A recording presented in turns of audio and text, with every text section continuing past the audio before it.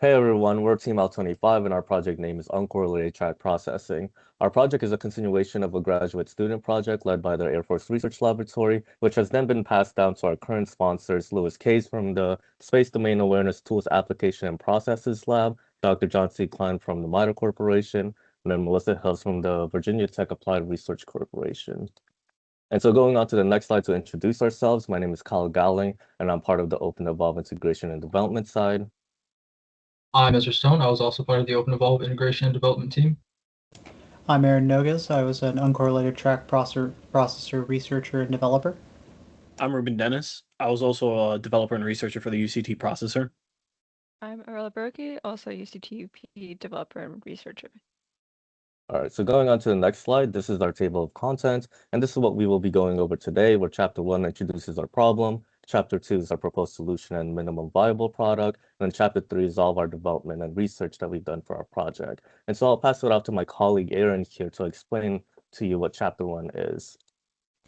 Thank you, Kyle. So before we dive into our problem, we need to first understand what is an uncorrelated track. So currently we have telescopes that are looking and sensing for things in space as seen in the red and performing different methodologies in astrodynamics to estimate the orbits of these objects. Then we finally guesstimate the nature of these objects based off of the measurements that we get from measuring it in orbit. These telescopes are constantly taking in the data and they need somewhere to store it for it to be saved, processed, and logged. There are a couple of large-scale infrastructures, but the one we had access to through our sponsor is the Unified Data Library, a cloud-based data repository that contains tons and tons of data from multiple different sources. So what happens when an object that we observe isn't inside the UDL already? That is what we call an uncorrelated track.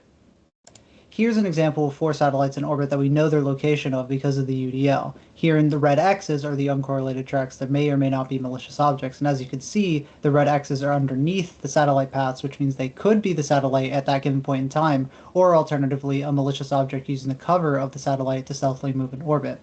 And once you start taking more than just 4 satellites in orbit into account, this becomes exponentially difficult to determine accurate measurements and determinations of these uncorrelated tracks.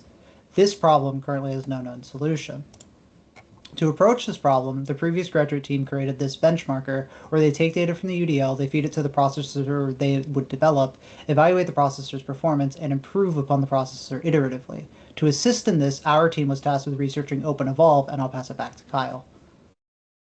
And so for Chapter 2, what is our proposed solution? We use OpenEvolve, which is an open source evolutionary coding agent that uses large language models to iteratively improve code. And so the main idea is that OpenEvolve can help automate parts of UCT algorithm discovery and improvement. Rather than developing and tuning everything manually, it can continuously generate new candidate or algorithms, test them, evaluate the performance, and refine them over time. And so if we go and blow it up into a larger scale and understand what OpenEvolve architecture is, it has 4 components and each one is asynchronized. Starting with the blue block, which is our program database. This is where our initial program are stored, where if we're working a local machine, this is usually in a file system. Next is the red block, where we have the LLM ensemble, which is used to generate code manipulations and modifications. And it's important to note that it can be either a single or multiple LLM that we're using. And the orange block is our evaluator pool. This is where we do parallel evaluations, and this is where we test the program where we assign it metrics and scores, and then we use that as a fitness function for the evolutionary loop, which is solely what we're using to guide how and what this code is being manipulated to. And then lastly, the green block is the prompt sampler, where depending on which iteration we're at, this is how we update the programs and ask for the analysis of what has changed from the previous program before it. And so how does OpenEvolve actually work? And so it takes in 3 inputs: your initial program or algorithm that you're trying to optimize, an evaluator that scores how the program evolves based off of the metrics the user defines, and then a configuration file that states what LLM and how many islands we're using and what our max iterations are. And so it's important to note that OpenEvolve is an evolutionary coding agent. And so what that means is instead of having one single large population, we have multiple islands that run parallel to one another. This allows us to maintain diversity, which allows the best solutions to spread through the migration process, where every N generation, we do migrations where we take the best performing program from one island, move them to another.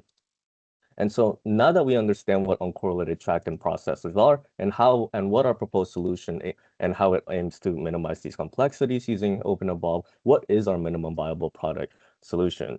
And so what our team aims to deliver is that, firstly, we need to have a research report and poster assessing the viability of OpenEvolve towards UCT methodologies and processes. And so how we structured this is first performing lightweight validation tests and then applying domain-specific integration through existing UCT benchmarking metrics and data sets.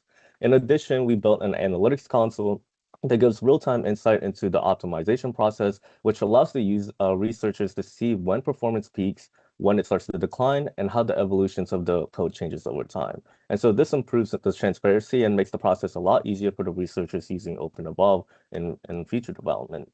And then lastly, as a stretch goal, we had an LLM-based code generation pipeline to automatically give us those required files to run OpenEvolve. And those files are the initial program and evaluator script.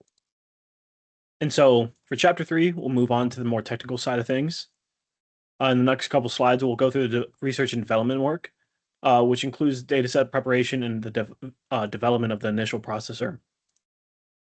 So here on the left-hand side, we can see our initial program that was randomly grouping by observation IDs, which scored a 0 out of 100.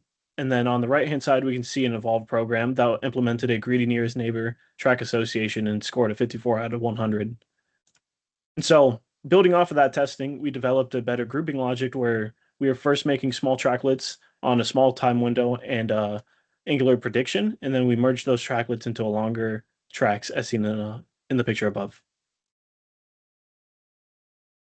So on the OpenEvolve integration and development side, our primary focus was to streamline its use for researchers developing their UCTP algorithms or processors, showing where their programs perform well and where they are losing performance. So since our project is research heavy and centered around a proof of concept, we didn't rely on a traditional tech stack, especially since much of the code is going to be intended to be deployed on a high performance computing system. However, the analytics console, we used HTML and CSS for the front end and JavaScript to manage the API routes, process requests, and handle the JSON formatted data. And then on the UCTP side, we developed in Python.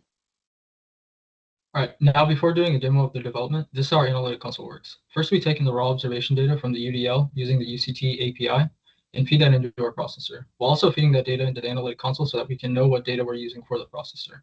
With the processor, we use OpenEvolve to evolve it, and we compare that against real processor outputs. So how we get real-time evolution updates is by going through the file system and constantly pinging the repository that stores the selected best programs in the evolution. And from there, we're able to get the metrics through JSON format, send it back to our analytic console, and get each iteration evolution. All right, so this is the demo of the analytics console, and this is our welcome page. And so if we click enter over here, we'll get into our main dashboard. So this is how we're pulling every data that we want to pull into the dashboard, where the outer panels showcase all of the raw data, JSON data that we're trying to pull in from the UCTP benchmarker, alongside supporting panels for the OpenEvolve process, where we have the system log of how we're actually pulling in the data, and then an OpenEvolve log that actually showcases how the program is evolving over time. This is usually seen in the command prompt, but we ended up putting it to the dashboard. In the middle over here is the main panels where we're actually getting the OpenEvolve metrics. And so we have a static tab over here where we're able to still see the outer panels, but if we click the focus, we're able to actually just focus on those OpenEvolve metrics that's being spun on and in each iteration. And then we also have a graph interface over here where we're able to see all the different iterations and see how the program is performing based off of those metrics that the user defined. The next page is the mini large language model, where we're able to talk and as a chatbot interface for the researchers to be able to develop those initial programs and evaluator scripts automatically. And then we have the evaluation page where in the UCTP benchmarker, after the processor does its calculations, it's able to spit out all the different metrics the researchers have applied to it. And then in here, we ended up just making that process automatic, where we're able to actually pull that data into the website and actually grab those charts along with additional supporting information with it as well. And then we have the documentation page where it showcases users who are new to this tool, how to use the tool and how to pull the data, alongside a settings page where this is where we're actually manipulating those directories to pull the data into. And so that's our demo. I hope you enjoyed our presentation.